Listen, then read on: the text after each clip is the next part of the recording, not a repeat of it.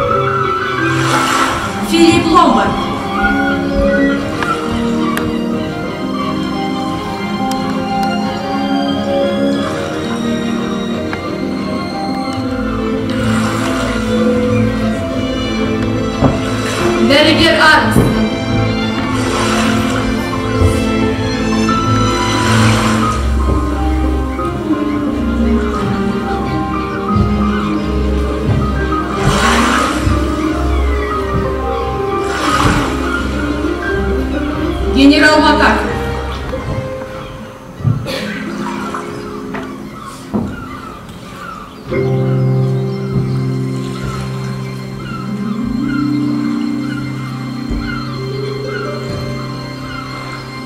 Сот Уоргрейв.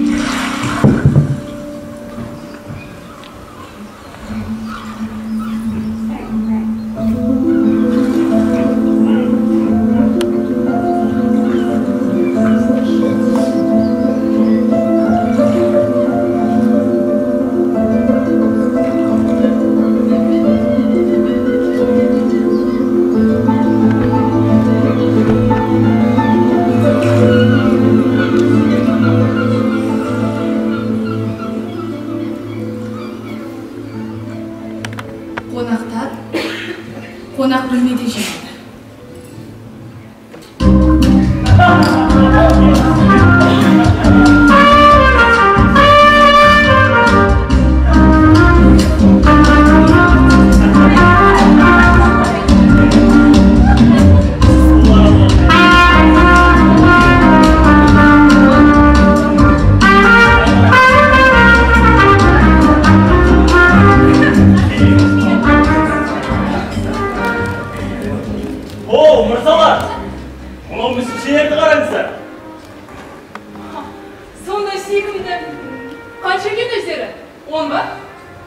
Я он?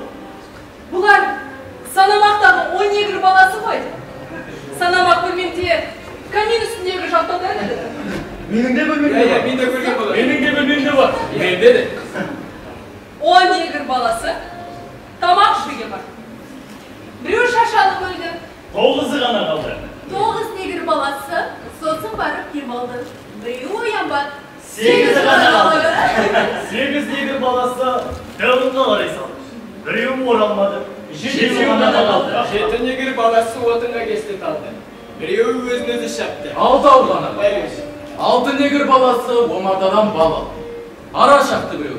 5-еуі ғана қалды. 5 негр баласы шығарды сотта жандалды. Біреуіне жаза берілді.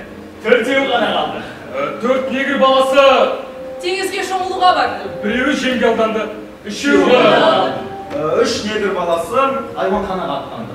Біреуі маю талады. 2-еуі ғана қалды. 2 негр баласы күн көзінде демалды. Біреуі күйіп кетті, ана жазған жалғыз қалды. Соңғы негр баласы шаршады. Тыныс алған жоқ. Барды да өлді асты. Енді ешкім қалған жоқ.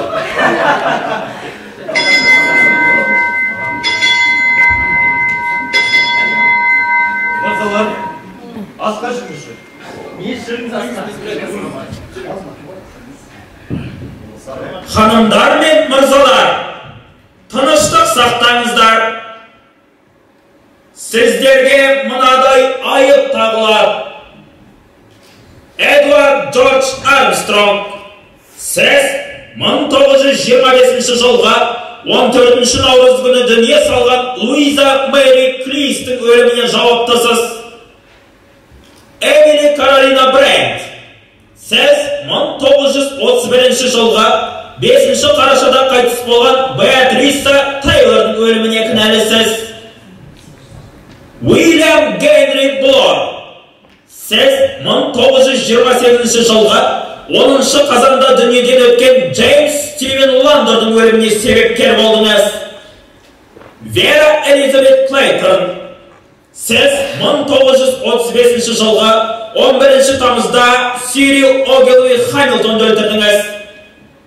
Филипп Ломбард, сіз 1932 жылғы ақпан айында Шығыс Африкалық тайпаның 20 адамына ажал таптырдыңыз. Джон Гордон Макартур, сіз 1917 жылғы 4 ақпанда әйеліңіздің нақсүйері Артур Ричмондты қасақана өлімге айдадыңыз. Антони Джеймс Марстон, сіз өткен жылғы 14 қарашада Джон мен Люси Компсты өлтірдіңіз. Томас Роджерс пен Этель Роджерс, сіздер 1929 жылғы 6 мамырда Дженнифер Брейдиді бақиға көшуге мәжбүр еттіңіз. Лоренс Джон Уоргрейв, сіз 1930 жылға 10 маусымда шейіт болған Эдвард Ситонның өліміне кінәлісіз. Айыпкерлер, өздеріңізді ақтап алу үшін не айта аласыздар?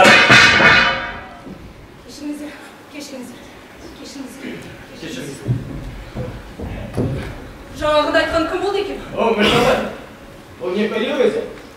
Бізді күлкі мөлзағеті қалжыңдап жүрген кім? Меніңше бұл өмесер біреудің әдепсіз әзірлесі екен. Сізбен толықтай келісесіз. Сіз бұны әзір деп ойлайсыз ба? Ал сіздің қалай? Дәл қазір бұл мәселе жайында ашып еш нәрсе айта алмайды. Бері қараңыздар. Бір нәрсе естен шығарып тұрсыздар. Ал граммофонды қосқан қай тұрған? Роджерс граммофонды қойған. Сіз бе? Иә, сэр. Оның қандай граммофон екен білдім бе? Мен ештеңе білгем жоқ, сэр. Құдай атымен ат етейін. Мүлдем ақылға қонымсыз нәрсе. Мен сіз тыңдап тұрған жоқпын, сэр. Сыртында жапсырмас болған. Ал онда атау жазылды. Бәрі кәдімгідей. Түсінікті. Роджерс, мистер О'Нил дейді. Кім өзі?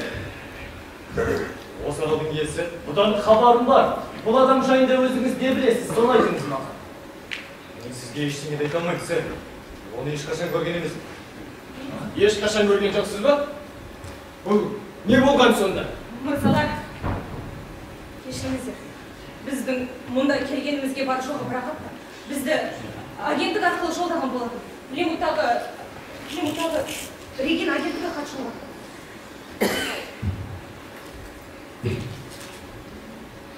Құрметті тұлға боларлық байырлы фирма. Жарайды. Айта беріңіз, сонда сіздерді жұмысқа хат арқылы жалдады ма? Иә, сэр. Қай күні келуге тиіс екеніміз ғана хабар етілді. Азық-түлік қоры бәрі бар, бізге тек шаң-тозаңды сүрту ғана қалды. Ал содан соң не болды? Сосын кеше мистер Онимнен тағы бір хат алдым. Онда миссис Оним екеуінің кідіргелі жатқаны. Сол себепті келген қонақтарды барынша қонақжайлылықпен қарсы алуымыз керектігі хабарланды. Және оған қоса онда түскі асқа қатысты тапсырмалар болады. Ал түс кезінде маған пластинка қойшын деп бұйрық берілген. Түсінікті. Рахмет, бос.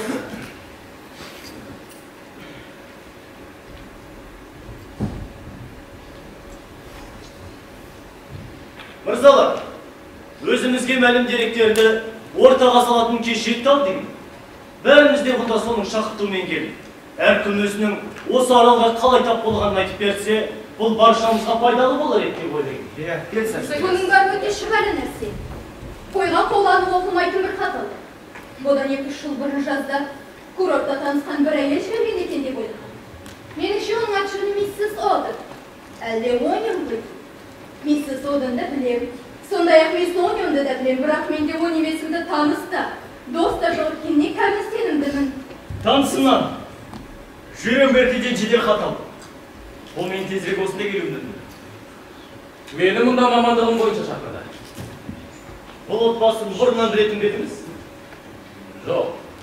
Алған хатында бір әріптесінің ұсынысты деген айтты. Генерал Макар, сіз не дейсіз? Иә, хат алды. Әлгі Оним дейтін еді. Осы жерде жоқ армиялық достарының есімін алды. Рәсім сақтаймын деп жазған шақтамай-ақ, өзіңізге тікелей хабарласып отырғанын да айтуға бұйырмасын деп жазды. Мен де сондай кешке душар болдым. Ортақ таныстарымыздың есімі аталған шақыру қағазын алдым. Сөйтіп, мына бір мақаттан қолым. Рұқсат етіңіздер. Маған сіз дос нақты елдер агенттігі ұсынды. Байқауымша олар сізді жақсы білетін секілді. Қандай жалақы алғыңыз келетінін айтыңыз. Мен бәріне күні бұрын келісемін. Міндетіңізді атқаруға 8 тамыз күні кірісесіз деп үміттенемін. Пойыз Паддингтон вокзалынан 12:40-та жүреді. Сізді Обридж станциясынан қарсы аламыз. Жол шығуы үшін хат бергенге 5 фунт қоса салып отыр. Шынайы құрметпен, Анна Нэнси Оним. Маған келген хат осы? Түсінікті. Алмаған хат байырғы танысым Леди Констанция Каллингтонның атына жолданыптымыз. Оны көрмегеніне көп болған. Мен осында келуге шақырдым. Айтарлықтай, аталған есімдердің арасында Уильям Генри Блор дейтін біреу бар. Біреуімше, арамызда Блор есімде ешкім жоқ. Дэвистің есім аталмады. Бұған не дейсіз, мистер Дэвис? Сіз дұрыс айтасыз. Менің әулет есімім әстеде Дэвис емес. Демек, Уильям Генри Блор деген сіз болсыз. Тап солай. Қалтамда жеке куәлігім бар, міне ол. Мен Скотланд-Ярдтың қылмыстық істерді тергеу жөніндегі бөлімінің бұрынғы қызметкерімін. Қазір Плимутта тыңшылық агенттігін басқарамын. Мұнда мені бір шаруаға байланысты шақырған болады. Кім сізді шақырды? Мистер Оним. Не үшін сонда? Сіздерді аңдып үшін.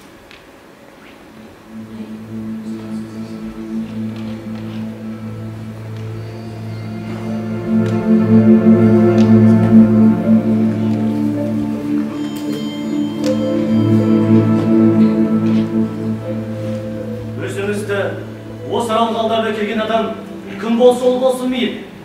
Бізді жақсы біледі. Немесе әр қайсымыз жайында ақпарат жинауға қам жасақ. Сөйтіп сол ақпараттардың негізінде әр қайсымызға белгілі бір айып тағылады. Міне, жалған. Барсыздықпен жабылған жала. Бұл заңға қайшы. Барып тұрғаның бағандық. Нақұрсын қандай мақсат көздеген түсінсем бермас. Мырзалар, мен өзім мынаны мәлім еттім керек. Беймәлім досымыз мені Эдуард Сейтен деген біреудің өліміне кінәлайды. Сейтеннің жайы әлі ұмыта қойған жоқ. Оған бір кәрі кемпірді өлтірген жайында айыпталды. Әлгінің кәсіпқой қорғаушысы бар. Сол қазылар алқасының белін өзіне алдырды. солай бола тұрғанмен куәлердің жауабы оның кінәсін толық дәлелдеп берді. Ал қазылар алқасына қысып жасалды дегенді желіп еткен қорғаушы апелляция берді. Апелляция қабылданбады. Үкім орындалды. Кісі өлтірушіні өлім жазасына кесу арқылы өз міндетімді орындадым. Бұл істе арымның таза екенін мәліметім келеді, байқалды.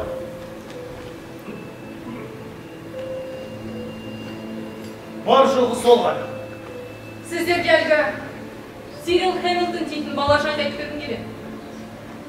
Мен оны тәрбиешісі едім. Оған алысқа жүзіп баруға тыйым салынған. Бір жолы мен байқамай қалдым да, ол жүзіп кетті. Соңынан ұмтылдым, бірақ үлгере алмадым. Сондай өкінішті жағдай болды. Бірақ мұнда менің айыбым жоқ. Тергеуші мені бүтіндей ақтап шықты. Ричмондқа қатысты жас жігітке қатысты әңгімеде бір ауыз шындық жоқ екенін айтуды міндетім деп білемін. Ричмонд менің полкымның офицері. Оны барлауға жібергем. Ол қаза тапты. Ал соғыста бұл сирек кездесетін оқиға емес. Бар болған осы. Сөйтіп әлгі бұратаналар. Сол бұратаналарға не болды? Бір өтірік жоқ шындық. Мен оларды тағдырдың тәркебіне тап қалдым. Бұл жан сақтау мәселесі. Нужыныстың арасында жүріп адасып кеткенбіз.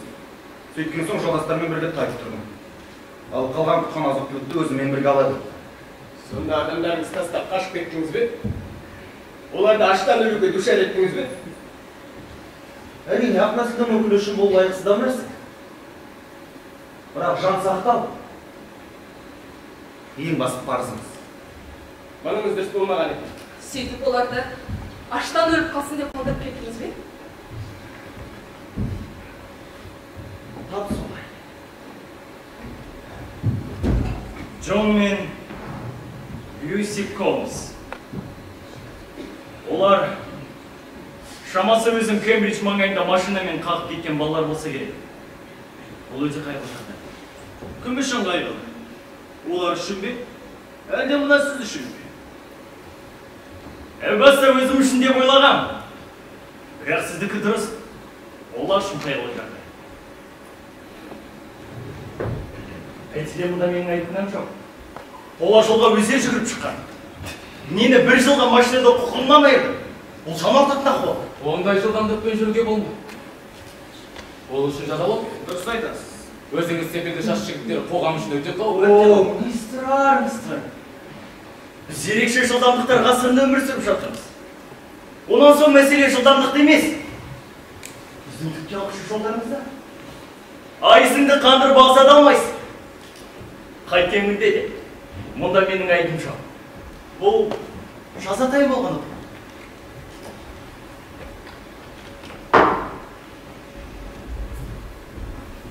Мырзалар, рұқсат етіңіз.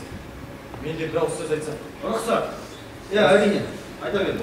Осы арада мен жайында және миссис Роджерс жайында айтылды. Сондай-ақ мисс Брейди жөнінде. Онда бір түйшіндік жоқ. Әйелім екеуміз ақырғы дем таусылғанша мисс Брейдидің жанында болдық. Өмір бойы ауыл шыңжабай болды. Талма ұстаған күні көй боран болған. Телефон жұмыс жасамайды. Сондықтан дәрігер шақырылмады. Оны шақыруға өзім жай бердім. Бірақ дәрігер тым кеш келген болып шықты. Мисс Брейдиді қатты қадірлейтінбіз. Оны жұрт білетін. Өтірік десеңіздер, Құдай болыңыз. Кешіңіз.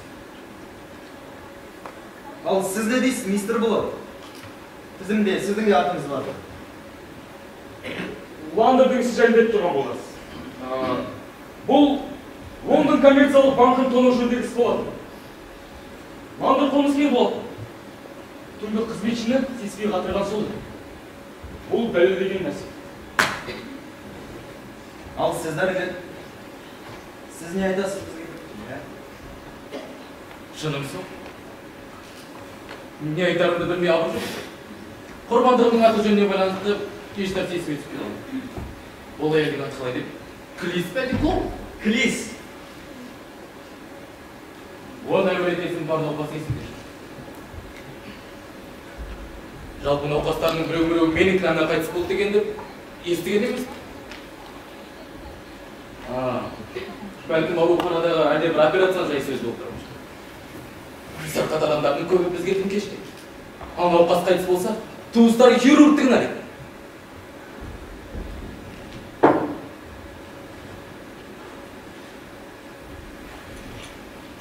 Жауабын күтіп отырсыздар ма? Алайда менің айтар ештеңем жоқ. Шынымен айтар ештеңеңіз жоқ па, мисс Пред? Иә, ештеңем жоқ. Қорғану жағын кейінге қалдырмассыз. Маған еш нәрседен қорғанудың қажеті жоқ. Өмір бойы ар-ұятымның әмірі бойынша жүріп келеді. Өзімді өзім кінәлайтындай ешқандай айып кінәм жоқ. Олай болса, үйдің беймәлім иесіне бізді бұнда жинаудың не үшін қажет болған маған онша түсініксіз. Дей тұрғанмен, бұл адамды дені дұрыс адамға балауға болмайды. Оған қоса, ол маған өте қауіпті қылмыскер секілді көрінеді. Бізге ең дұрысы, бұл арадан мүмкін болғанша тезірек кетіп қалу керек. Тап бүгін кештен қалмай аттануды ұсынам, мырзалар. Кешіріңіз, сэр. Аралда қайық жоқ. Қалай? Бірде-бір қайық жоқ па? Иә, сэр. Сонда жағалаумен олар қатынас жасап жүрсін. Күнде таңертең сэр Фредтің әрекет келеді. Ол бізге нан, сүт, пошта келеді. Түсінікті. Ондай жағдайда ертеңгі әрекет келген ғой деп кетуіміз керек, мырзалар. О, мырзалар! Мен ешқайда қашып кете алмаймын. Неліктен? Өйткені мен спортшы емеспін. Бұл құпияның сырын ашпай ешқайда кете алмаймын. Ренжімеңіз. Сіздер, заңгерлер, қылмысқа кәсіби тұрғыдан қарайсыздар. Ал мен қылмысын атам.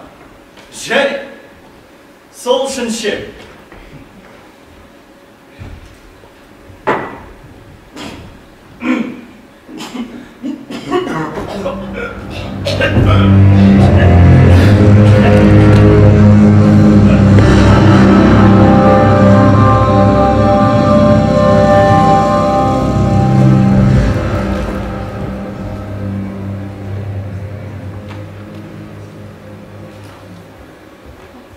Ол жантам сықты.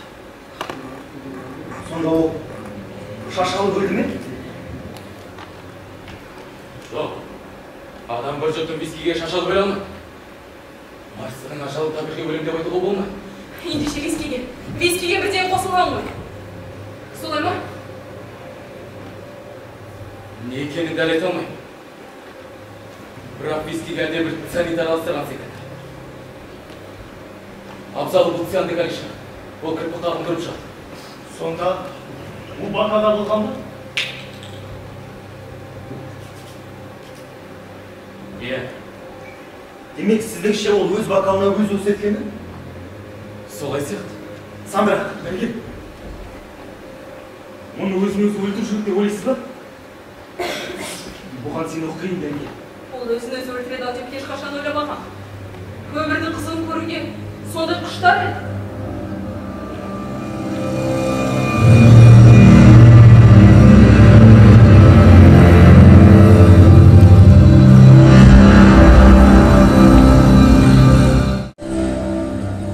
Қонақтар ықыласыз кейіпте жай қозғалып, бөлмелеріне тарады.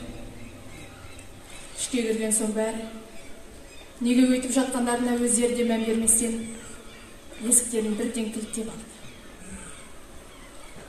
Генерал Макап бір бүйірінен екінші бүйіріне аунаумен болды.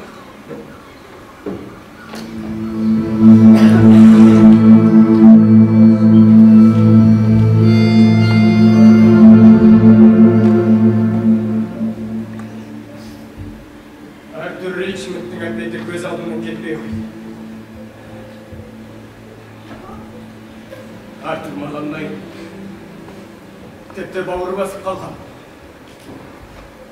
Жас жігіттің Леслидің де көңілінен шыққанына қуанатынмын. Олар әдебиет, музыка, кескіндеме турасында таусылмайтын әңгімеге кірісетін.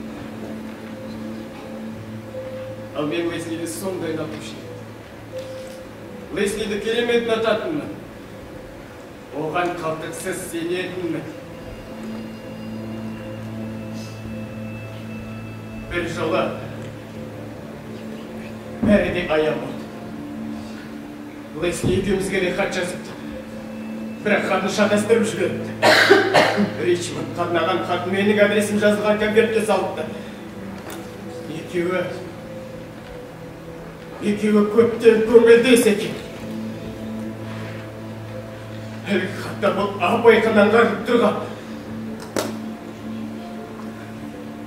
Оған тұрғаны сыбияндық пен жымия күлетінен мақұл сен көп болады сер деп ізет білдіре лапылдайтынын қайтерсің.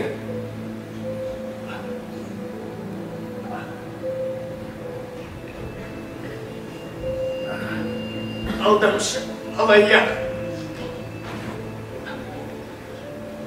Одан кек қайтарып арманы пайда болды. Мен Ричмондты бұл кәлпестен өлім байладым. Лесли ештеңені сезген жоқ.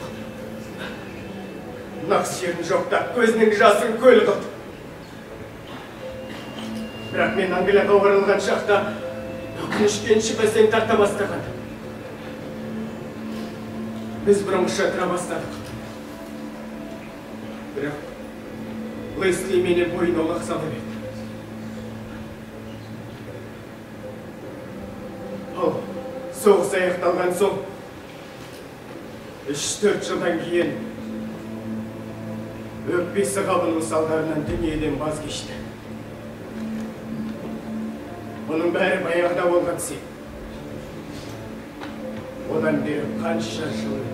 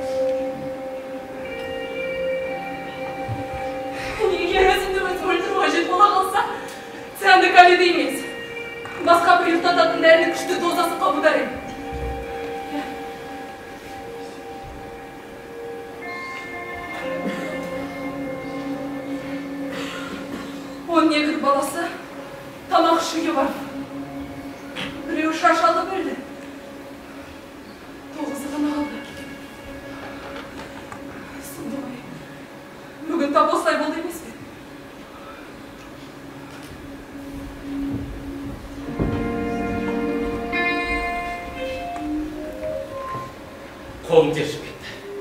Скальпельді ұстау керек. Скальпель қалай өткір қайралған десеңші. Мұндай мен адам өлтіре оңай.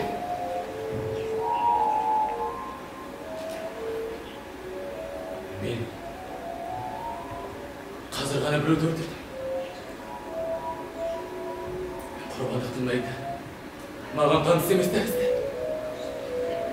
Анау шуан кеспірсіз деп әйел болады. Анау қос иек жатаушы деп бір. Мен кімді өлтірдім? Есімде жоқ. Ал менің білуім керек қой.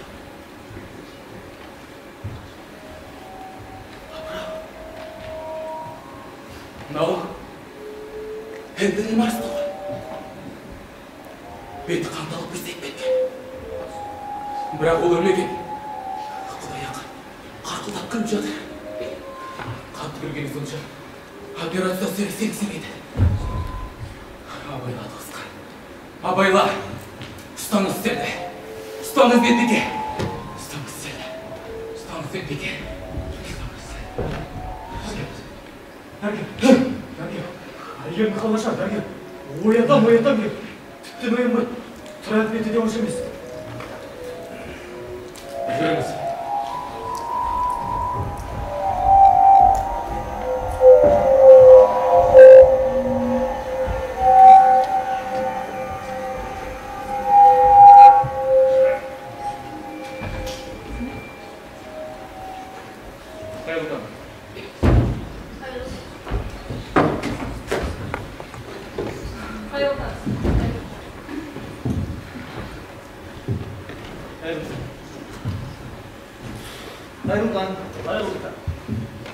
Hayır, bir ağaç bak. Henüz kal koygan жоқ. Мырзалар, қайырлы хабар. Миссис Роджерс ұйқыда жатқан күйеуді не салды?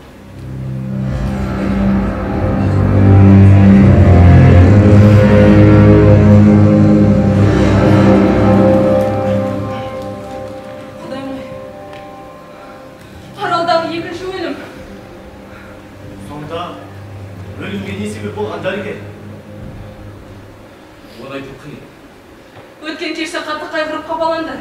Жүрегі тоқтап қалған ғой, солай ма? Тоқтауын тоқтады. Бірақ оған себеп болған не? Міне бізге соған көз жеткізуде. Харриет. Сонда айтпағыңыз не? Естіген жоқсыздар. Миссис Роджерске күйеу екеуінің өз бейбілерін өлтіргені туралы айыпталды. Сонда сіздің ойыңызша? Менің ойымша бұл шындық. Кеше кешкісін ол бірден ішіп жетмейді. Роджерс ол ештеңе ішкенде жоқ. Соға береді. Демек, содан секем алып тұрсыз ба? Және, оның себебі де ашық. Қайткен күнде де Роджерстер өздерінен төніп тұрған қате жоғын жақсы біледі. Сөйтіп жүргенде кеше кешкісін әлде беймәлім дел қылып, олардың құпиясын ашып қойды. Ал содан соң не болды? Миссис Роджерс сансырап қалды. Ол өз-өзіне келгенше, күйеуінің қалай қасына шықпай, қыбыржақтаған естеріңізде ме? Әйелінің денсаулығына олай бүйтіп жүрген жоқ еді. Әсте олай емес. Әйелі бәрін айтып қоя ма деп. Зәресі ұшқан. Міне мәселе қайда. Бірақ, төсек жандағы үстелшеде шын аяқ болған жоқ. Жалпы онда да ештеңе болған жоқ. Медицина қайдан болады? Әйел әлгі сусынды ішкен бойда. Анау, шын аяқты шайталарымен қос апарып жақсылап жуып қойды ғой. Бәлкім солай болғанда шығар. Бірақ адам өз әйеліне өзі у береді дегенге сене алмайды. Генерал МакАртур бас кеткелі тұрғанда басқа сезім жайында қалды.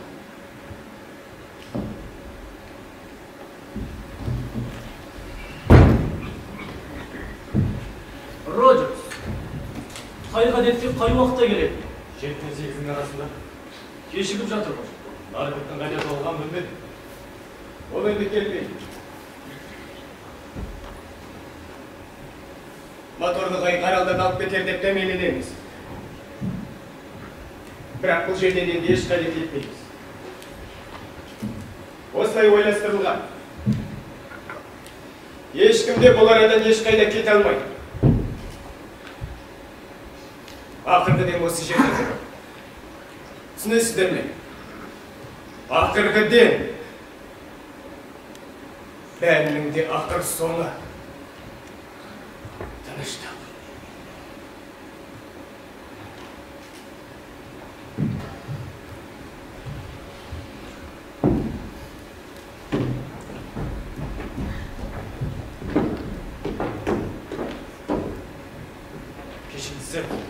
Сізбен сөйлесетін шарау бар.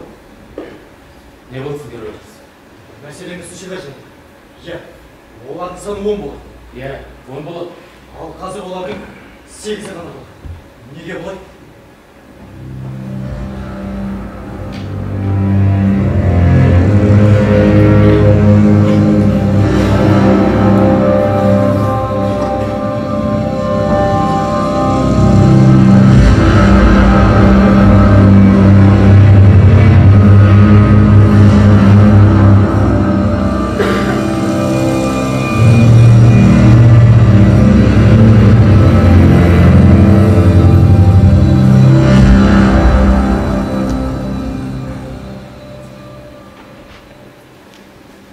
Мисс Брент, шынымен ақ, Роджерс пен әйелі ана кемпірді мүрдем кетірді деп ойлайсыз ба?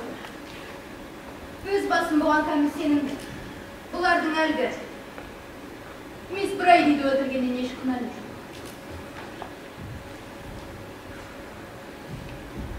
Әрине, кейбір айыпты адамның күлкісін келтіреді және қиыннан қиыстырылған.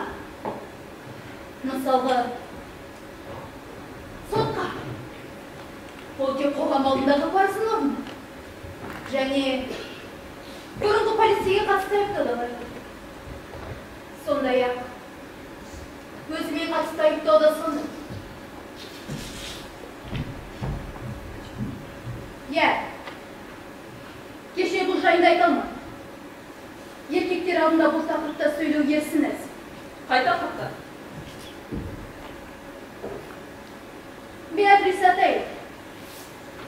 Ол маған күтуші болып орналасты. Кім екенін кейін ғана білді. Оңбай алданып қалды. Тазалық сақтаудың ататын, еңбек сүйгіш, епілдек қыз басына маған қатты ұнаған. Өкпе-ренішім болған жоқ. Бірақ бұның бәрінен кейін көз алдау үшін жасап жүрді. Олар ұяттан жұрдай, жеңіл жырысты қыз болып шықты. Жұрт айтатындай, ол буаз болып қалғанда, мұны бірден түсіне де алмады. Бұл мені қатты шошынтты. Сонда олыз қайтты? Жұрт өзіне теріс айналған кезде, одан да зор күнә жасады. Өзіне өзі қол салды. Өзін өзі өлтірді ме? Иә, суға кетті. Ол өзін өзі өлтіргенін естігенде, қандай сезімді бастан кештіңіз? Қуып жібергеніңізге өкіндіңіз бе? Өзіңізді айыпты көрдіңіз бе? Өзімді ме? Өзімді өзім жазғатындай зәредей айып күнәм жоқ. Ол қызды бұған сіздің қаталдығыңыз мәжбүр еткен болса ше? Қара басының арсыздығы, күнәқарлығы, оның өзін өзі өлтіруге тербелеген нәрсе міне? Осы! Айтқандай, өзін жібі түзу қыз сияқты ұстаса, мұнда еш нәрсе болмас.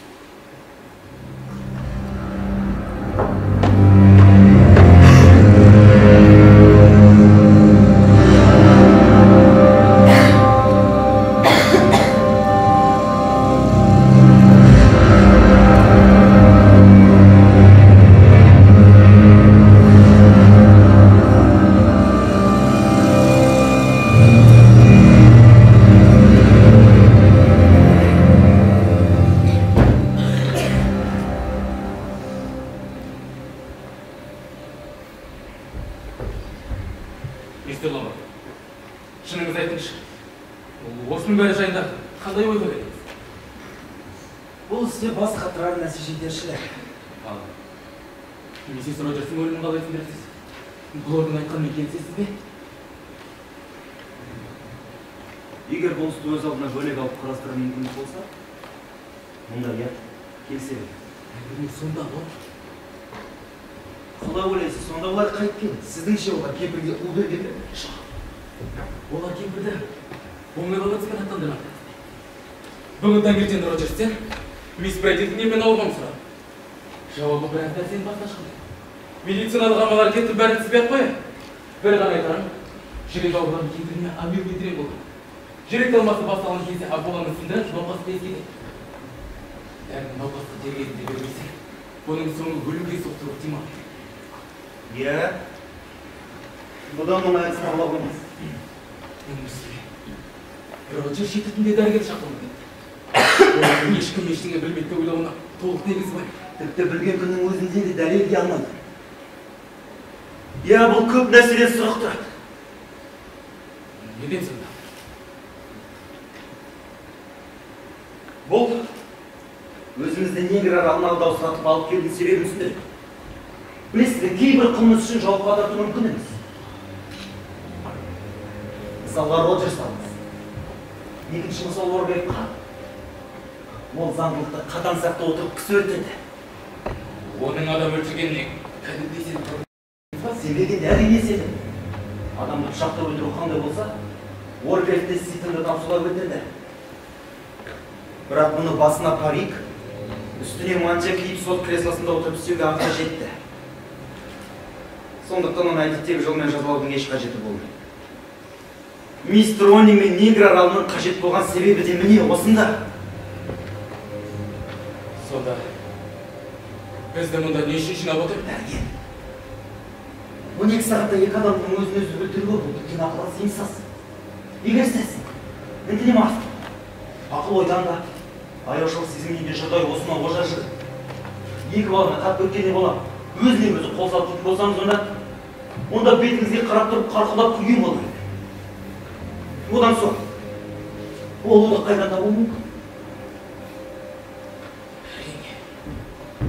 Ақыл есі бөтін бірде бір адам сенді кареті өзімен бірге алып жүрмейді. Демек, Энтони Марстың кісі қолынан ажал тапқанына бек сенімдім.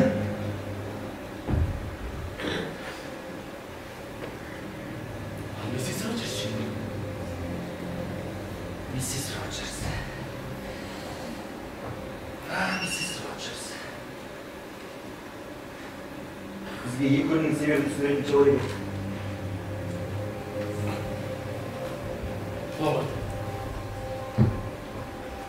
Он негр баласы тамақ ішуге барды. Біреуі шашалы бөлі, 9-ы ғана. 9 негр баласы сосын барып темір. Біреуі оянба, 8-і ғана. Біреуі оянба, 8-і ғана. Бәрі де соншалықты дәмелі. Сол себепті бұлар сен шекілсе соқтырмайсың. Бұдан шығатын қортынды біз жаңа жұмаққа тап келдік. Қандай жұмақ? Әлгі мистер Икс. Мистер Рони қайда? Роджерс аралда өзімізге баста ешкім жоқ деп ант ұшып отыр. Роджерс қателесті. Моторын қайықта бұны келмей қойды. Бір-біріне ораласып алыпты. Мистер Рони өз жоспарын іске асырып болғанша негр аралы құлықтан оқшауланып қалмады.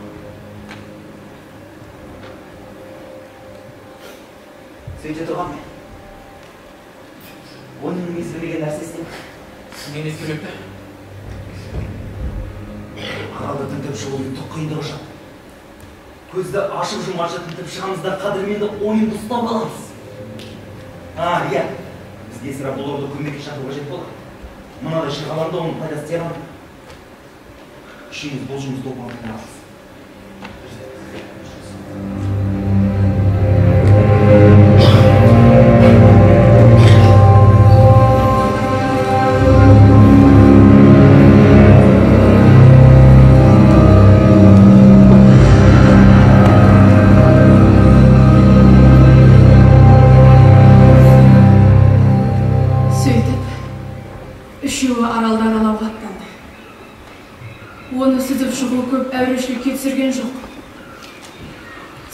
Батыстан тептегі жартас теңізге тіп-тік боп шаншылып тұр. Аралда ағаш жоқ. Тіпті шөптің өсте өспейді деуге болады. Үш жігіт Асқанда тыяттылықпен жүйелі түрде жұмыс істеді. Жартастың қақ төбесінен теңізге қарап беткелеп, теңіздегі Жарығат ауылына түгелдей зер сала қарап шықты. Алайда ештеңе таппады. Теңіз жағалауынсыз жүрген олар МакАртурға ұшырасты. Генералдың таңдап алған орны тып-тыныш болады. Көкжиектен көзін айырмаған елі сол бұрынғыша қаздиып қала берді.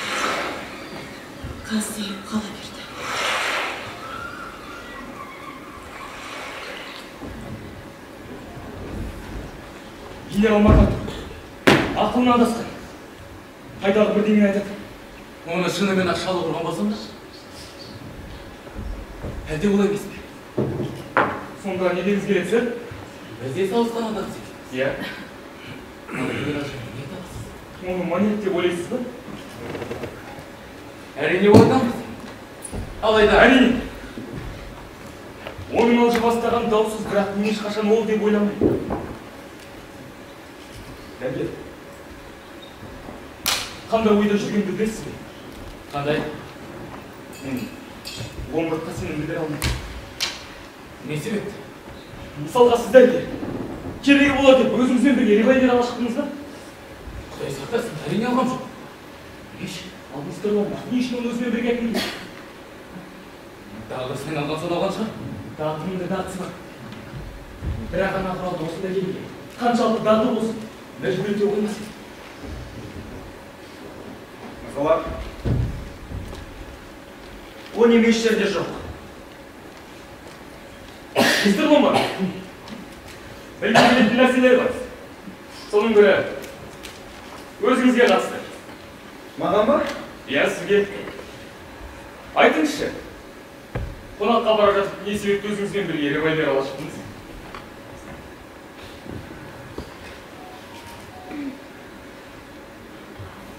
Білесіз бе, бұлар? Бір қарағанда сізді ақымақ адам деп ойлап қалуға болады. Бірақ шын мәнінде ондай емессіз. Ал револьверді ала шыққан себебім бір шатаққа тап боларымды сездім. Иә. Сіздер мені мұнда басқалар сияқты қонақ ретінде шақырылған екен деп ойладыңыздар. Оны теріске шығарып жатты. Мен қонақ ретінде шақырылған жоқ. Шын мәнінде маған Моррис дейтін әулет есім бар біреу ұсыныс білдірді. Ол маған 100 геней беретін болды. Сол ақшаға осында беріп тыңшылық жасауға міндеттенді. Ал содан соң? Одан соң ештеңе болған жоқ. Қалтамда көктен жоқ еді. Амалсыз келісім бердім. Ал неліктен кеше бұл жөнде бізге айтып бермедіңіз? Білесіз бе, достым? Өзім осында арнайы шақыртылғансыздар.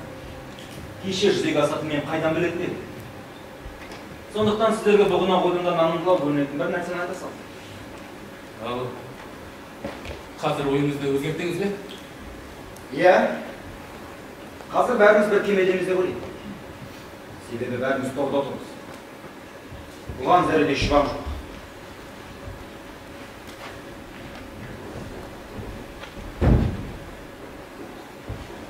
Ауа райы бұзылып барады. Теңізде толқын пайда болып бастады. Сірә қайық тобын келмейді.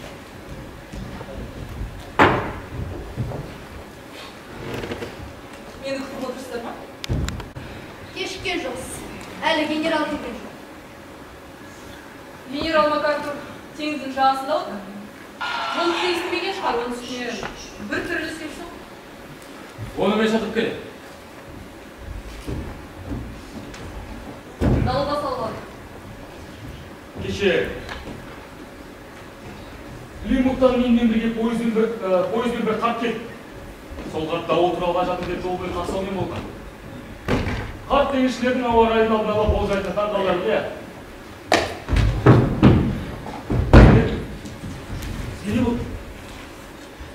Генерал МакАртур. Ол өліп қалды.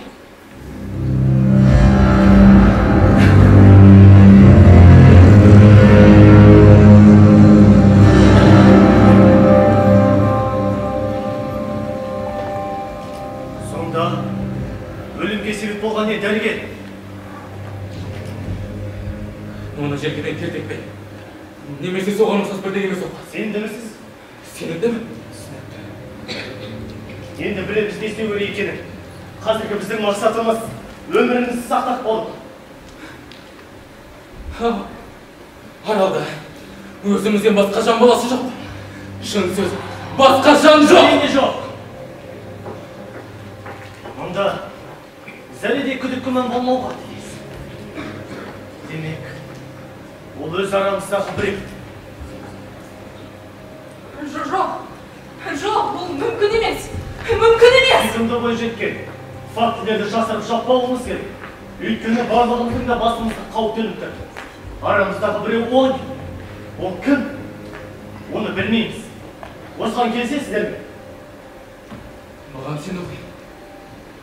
Бірақ сөзіңіздің жаны бар. Бұған титтей күмән келтіре алмаймын. Келісем. Бұған сене алмаймын. Сене алмаймын. Олмар, сізді бүтіндей қолдаймыз. Ең әуелі, қолымызда қандай деректер барын бажайлайын. Бізде белгілі бір адамнан күдіктенетіндей негіз бар ма? Әуелі соны анықтап алуымыз қажет. Түсініктірек айтқанда, Марстың ыдыстауы себу, мистер Роджерске ұйықтататын дәрі беру, генерал МакАртурды майып қылуға ешқандай мүмкіншілігі болмаған бір адам бар ма? Міне енді ғана жөнге келдіңіздер. Мәселені тоға түрмеде тірелдік.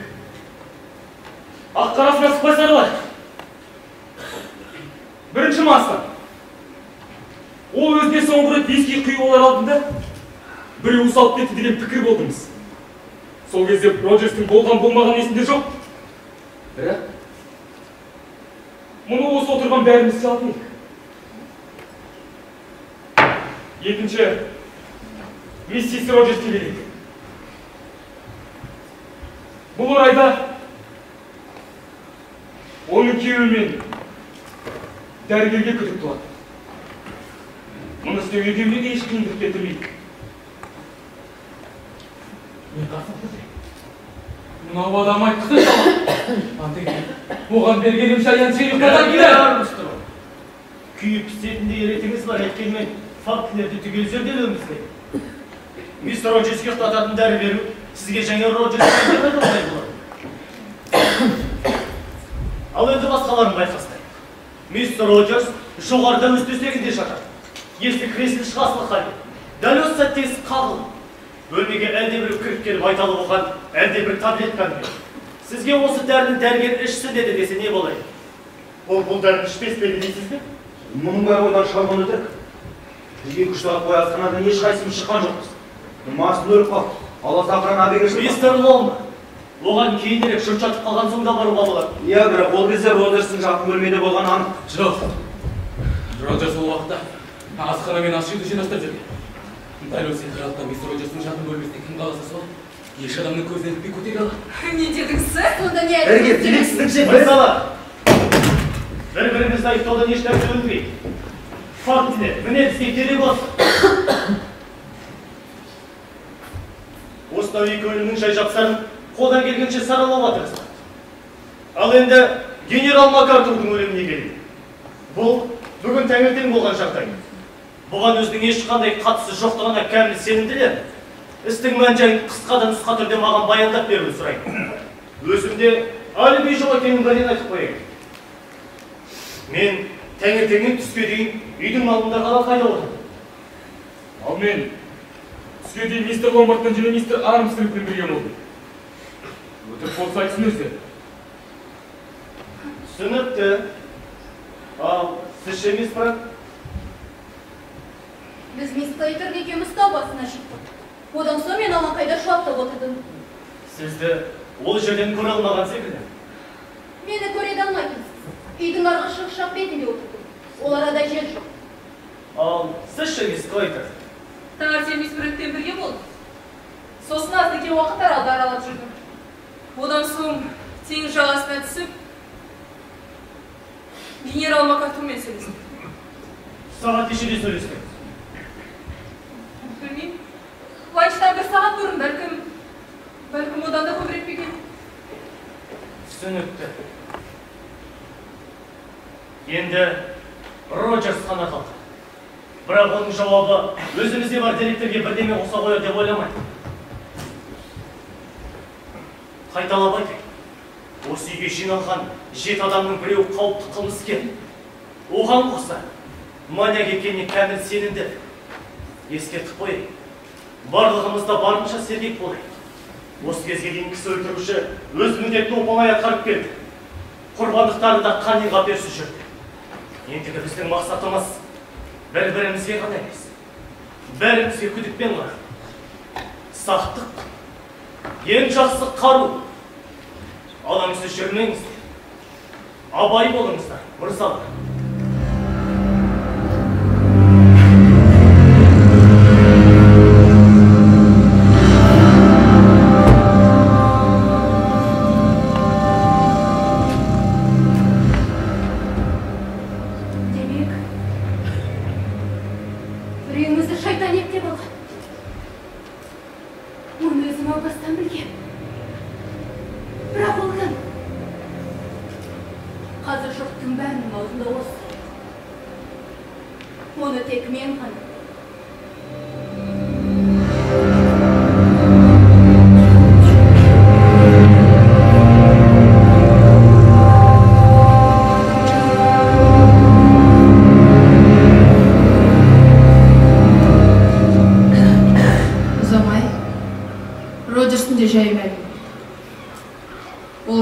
Салынған жайдан табылды. Бұл кір жуатын қосалқы үй еді. От жағатын ағаш алып жатса керек. Отын жаратын үлкен балта есік жанында сүйеулі тұр. Шүйдесінде қызыл қоңыр дақтар бар. Роджерстің желкесінде үлкен жарақатын бар.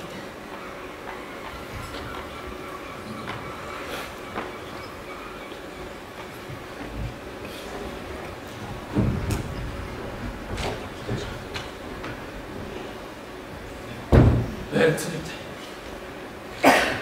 Қаншер артшығына білдірмеген. Балтаны жоғары көтергенде. Роджерс еңкейе берген сәтте соққыда артқан.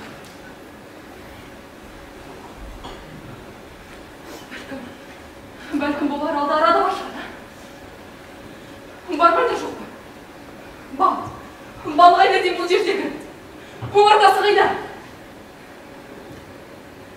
Түсінбей тұрсыңдар ма? 7 негр баласы отынға кесті алды деп жазылып тұр. Келесі шумағында 6 негр баласы омартада бал алды делінеді. Садыққа да мен сіздерге сөз сұрап тұрмын. Бал қайда? Омарта қайда бұл жерде?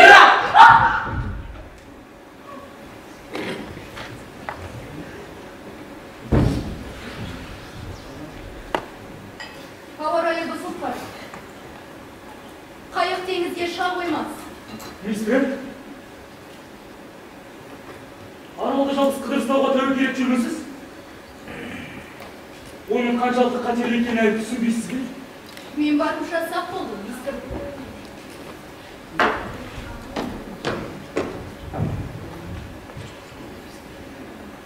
Маған қандай ой келгенін білесіздер ме? Мына біздің мистерінде діннің негізінде ақылын адасқан. Өзін құдіретті күштің қарусын сезінеді. Ол бөлмесінде Тәуретті оқиды отырады. Бұл ешқандай дәлел бола алмайды, бұл. Егер мистердің ешқандай айтынасы болмаса, онда жалғыз қыдырыстауға жүрегі де болмас еді.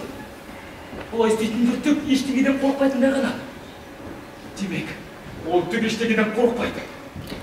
Және кісі өлтірушіде даты сол. Әңгіме былай. Меніңше, іздеуді тоқтату керек. Барлық кісі өлімнен кәрігісінен.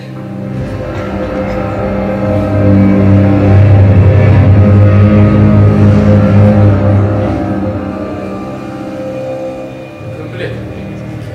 Солай да шығар. Сөзіңізді теріске шығарам. Бірақ ескертпе.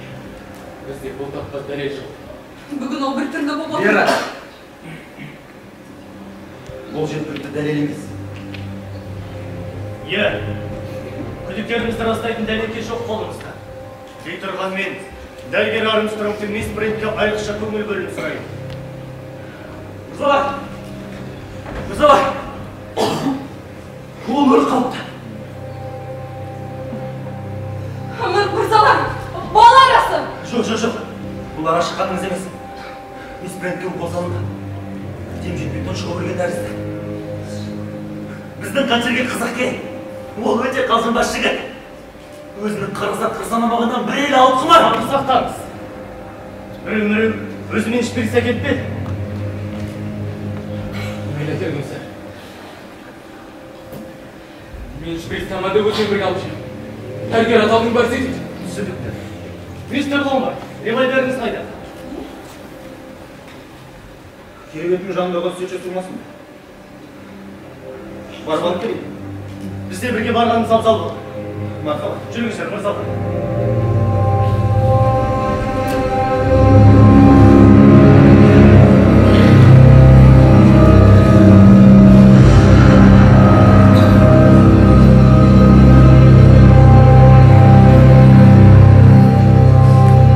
Олар Ломбардтың бөлмесіне барды. Ломбард бірден үстелшіге барды. Сурманы тартты. Сөйтіге қарғанып сіленіп кейін жегіншектеді. Суырма бош жатыр. Олар үйде төмендегі төлден жоғардағы шатырға дейін соның сүйенін қалдырмайтын тұрып шықты. Бірақ ештеңе таппады. Револьвер үсті-үстіз жоғалды.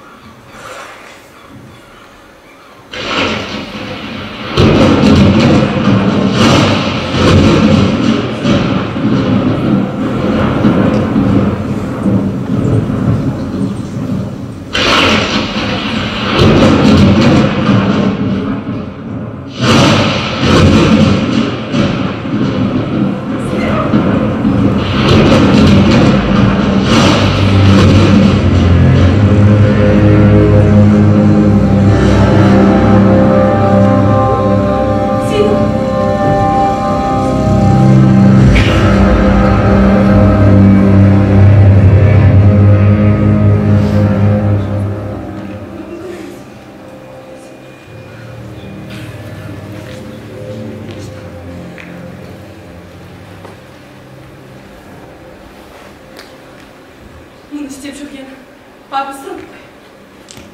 Маған көзін астымен қарап қойып. Дені сау адамның көзі мұндай болмайды. Ал бұл түптен дәрігер не жасашы? Дұрыс. Тап солай. Ол емханадан қашып шыққан. Дәрігермін деп жұртты алдап жүрген шынды. Мыналар қайтсын екен. Әлде дұрыс айқайды салдым ба? Ол бұдан да бетер бұғынан түседі. Мұны істеп жүрген Армстронг.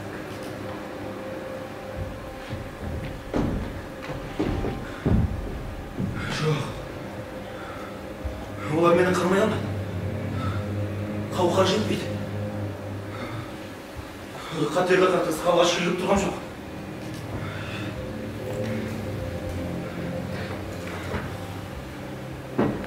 Бірақ антырған револьверге табылды.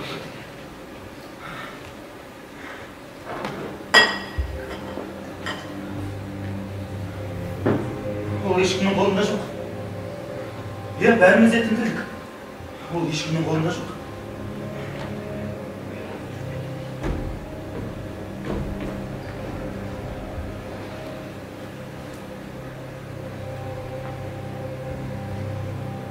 Олар жындан кетер жаздап шақ жүр. Олар жындан да кетті. Өліп қалам ба деп қорқады.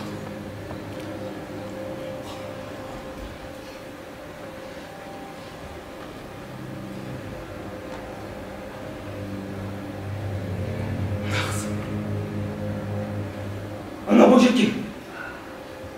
Сол қыздың басқан ізін бағу керек.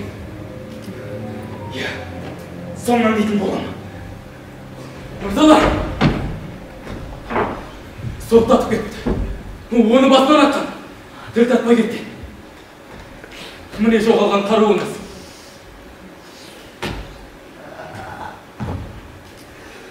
Бес негір баласы шығарды сотта жанжалды. Біреуіне жаза берді. Төртеу ғана. Бір, екі, үш,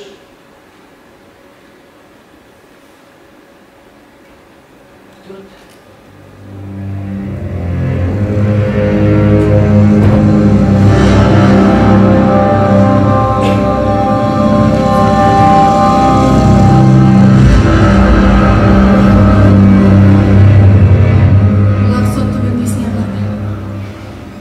Төсегіне жатқызды. Сосын әрі-сәрі күйдегі көз тастасып, холда 1 минуттай тұрып қалды.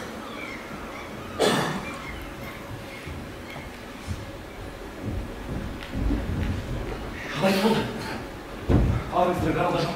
Қалайша? Тап солай қайып болды. Мүмкін емес. Ол бір жерде жасырынып жатыр. О не дегеніңіз? Мұнда жасырынатын жер жоқ. Сосын мынандай жайттар хабар етіп қойын. Асқана терезесі қиратылып та. Мына жерде бар жоқ шығарылған лапқаны қалды. Оны теңізге лақтырып жіберулері мүмкін. Теңізге кім? Сіз бе? Мен бе? Сіз оның үйден қалай шыққанын көрдіңіз, жүгіріп келіп мені шақырдыңыз. Мен өз бөлмемде болатын. Оны өлтіріп, оған қоса оны аралдың арғы шетіне арқалап апаруға қай уақытта үлгереді дедім, соны айтыңызшы. Тоқтаңыздар. Санамақ бар ұмытып кеттіңіздер ме? Жұмақты шешуі сонда жатыр ғой. 4 негр баласы теңізге шомылуға барды. Біреу жемге алданды, 3-еуі ғана қалды. Міне, жемге алданды. Армстронг тірі. Өзінің өліміне бізді сендіру үшін олай дейін 1 негр баласын лақтырып тастады. Не десеңіздер, о деңіздер. Бірақ Армстронг осында, аралда екеніне мен кәміл сенімдімін. Сіз дұрыс айтасыз. Бірақ қалай болғанда да бұл жерде айуанхана жоқ. Сондықтан Садамақтан ауытқымау үшін оның қандай айлы ойлап табатынын мен білмеймін. Соны дәл түсінген жоқсыз ба? Қазір біз адамдық қасиеттерден жұрдай болып қалған жоқпыз ба? Дәл қазір айуанханаға аттандырса да болады бізді. Айуанхана дегеніміз осы емес пе? Мистер Ломбард. Ланчқа қалай қарайсың? Мен шамасы мисс Клейтернің қасында қалдым. Мистер Ломбард? Өзіңіз жоқта мистер Ломбард мені өлтіріп тастайды деп ойласаңыз, меніңше ол босқа қаптыңыз. Ықтиярыңыз біздің. Бірақ бәріміз бірге жүреміз деп келіскен сияқты едік. Бірге барайын ба? Жоқ. Осында қала беріңіз.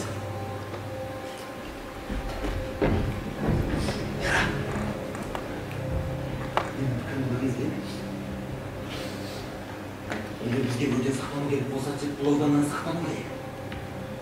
Иә, ол жөнде не білеміз? Ештеңе делік білмейміз. Бәлкім ол полицияда қызмет атқармаған да болады. Жол құрған бизнесмен айдаулар башқұрмалар болып шығуға башар емес. Олар жөнде көзім жеткен анық бір нәрсе бар. Ол осы қылмыстардың қай-қайсысын болсын іске асырылатындығы.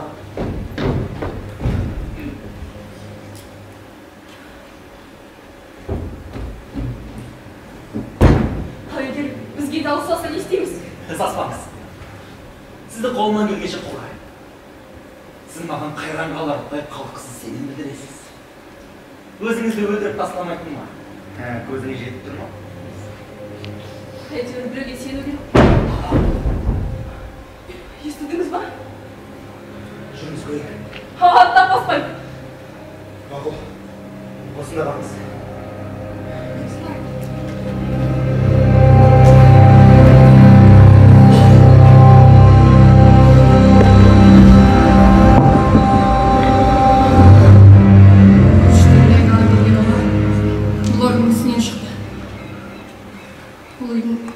Шығыс жақ бетіндегі тас төселген алаңқайда қолдарын екі жаққа созып жіберіп шалқасынан жатыр еді. Басы мұж-мұж болыпты. Үстіне ақ мәрмәрдің дығалы кесегі құлапты. Олар біресе жоғары өрлеп, біресе төмен құлдилап, теңізге төніп тұрған жартасты бойлап жаймен жүріп кетті. Күн ұясына еңкейген еді.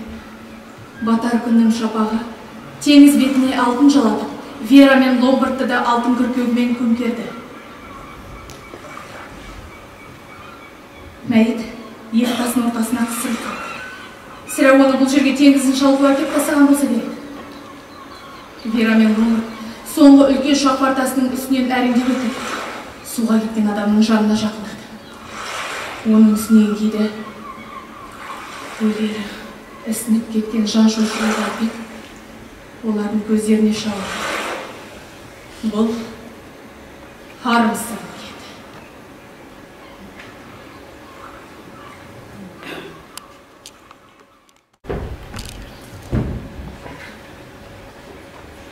Енді бәрі түсінікті болды. Аралда екеумізден басқа жан қалған жоқ. Дәл солай. Мәрмәр аюға байланысты құйтұрқыны қалай іске асырдыңыз? Қалауын тапсырған Қаржанат деген бар көгершінің. Бар болғаны сол да. Бейшара мистер Блор. Әйел затына там аяушылық болды. Аяушылық білдірсе несі бар? Өзіңізде аяушылық сезім жоқ па бұған? Кімге болса да сізге жоқ. О, Вера, сабыр сақтаңыз. Сізге секторыңызды білмейсіз, Вера, сабыр сақтаңыз. Егер кісі өлтіруші мен деп ойласаңыз, ол мен емес. Вера, беріңіз пистолетті. Вера!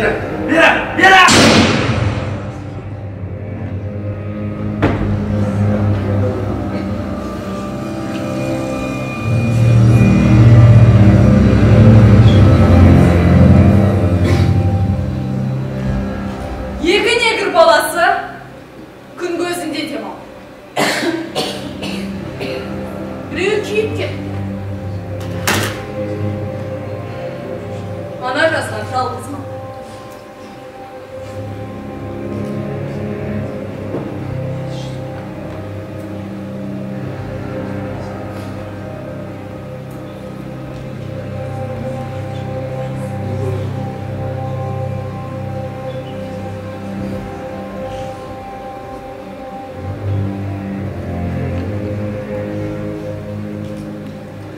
Соңғы негр баласы шаршады. Тыныс алған жоқ. Барды да өлді асыл. Енді ешкім қалған жоқ.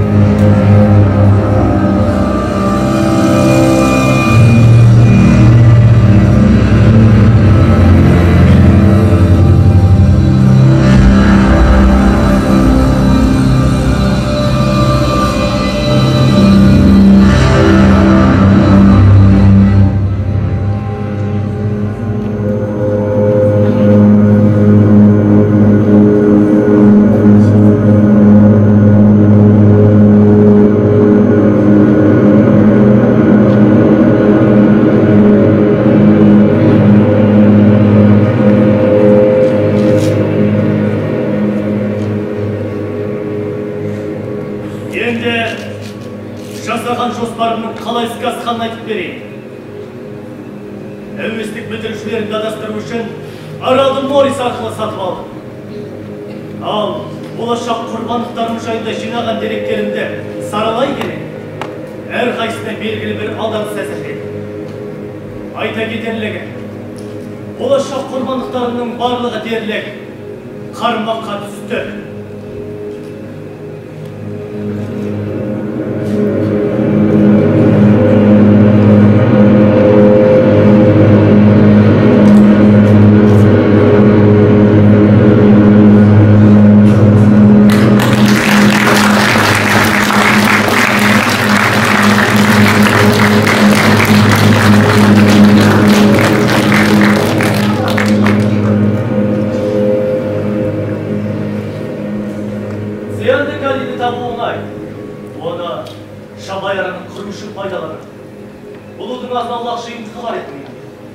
Өзімізге тапқан айыптаудан кейін пайда болған абыр-сабырды пайдаланып, Марсаның бокалына ұйықтататын дәрін салып кетті.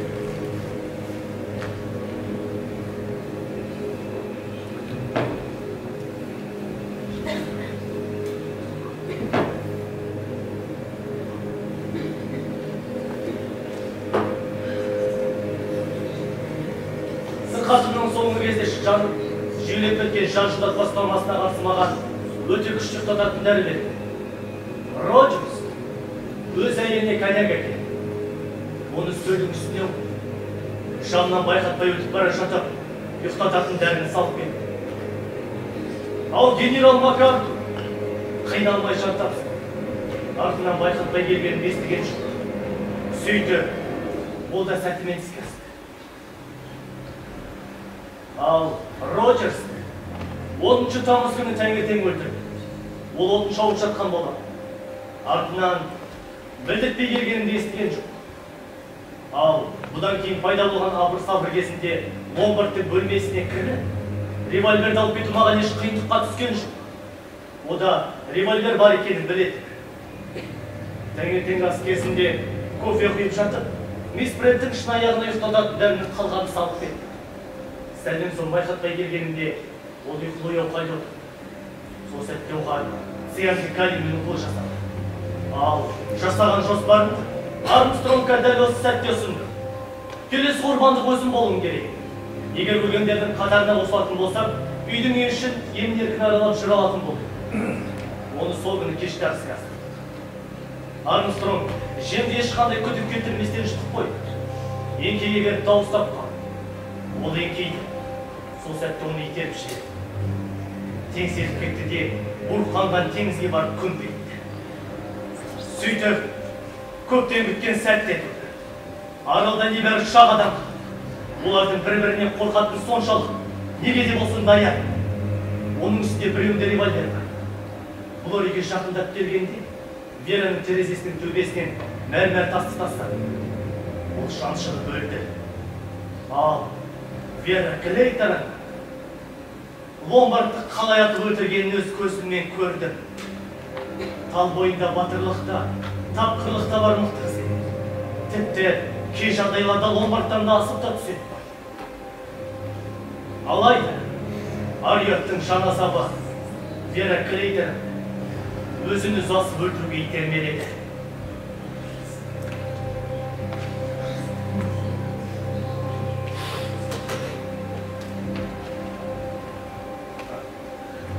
Ешқашан әділдік бұндай дәрежеге көтерілмеген. Дәл осы жерде ешқандай өтіріксіз, ешқандай сатқындықсыз сот және қылмыскер өлім жазасы. Әділдік жеңді.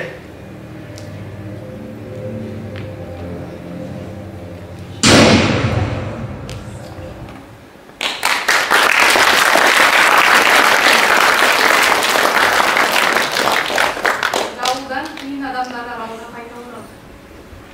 Бірақ одан не тапты? Оны тек ол мәйіт пен негр аралының жұбағы қарады.